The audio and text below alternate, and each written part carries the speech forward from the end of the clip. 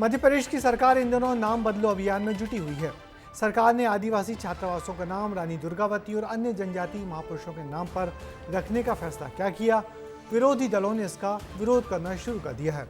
उनका कहना है कि सरकार नाम बदलकर सिर्फ सुर्खियां बटोरती है, जबकि जनजातीय छात्रावासों की हालत बहुत ही खराब है। इसे सुधारना चाहिए। मध्य प्रदेश में नाम बदलने की राजनीति का पूरा ब्यौरा देखिए हमारी इस रिपोर्ट में।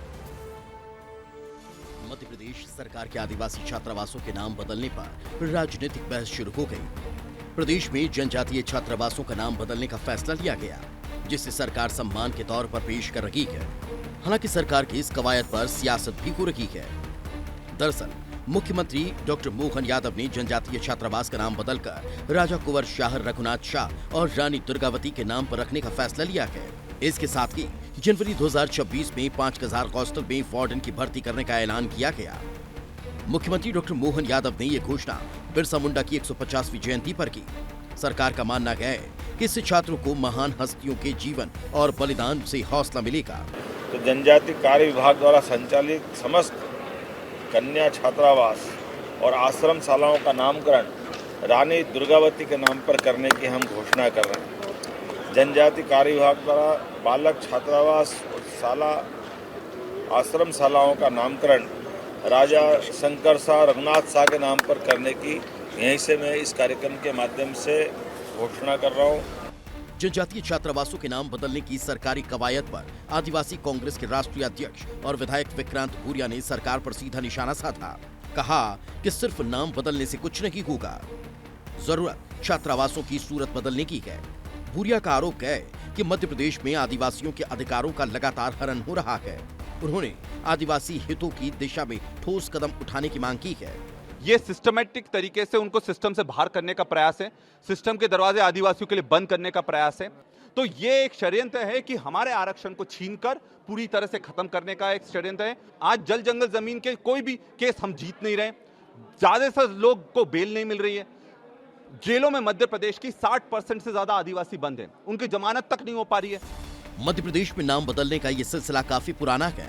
मिलने के साथ साथ शहरों के भी नाम बदले गए। साल 2021 से 2025 के बीच इस प्रक्रिया में तेजी देखने को मिली है। साल 2021 में सरकार ने भोपाल के हबीबगंज रेलवे स्टेशन का नाम बदलकर रानी कमलापति रखा।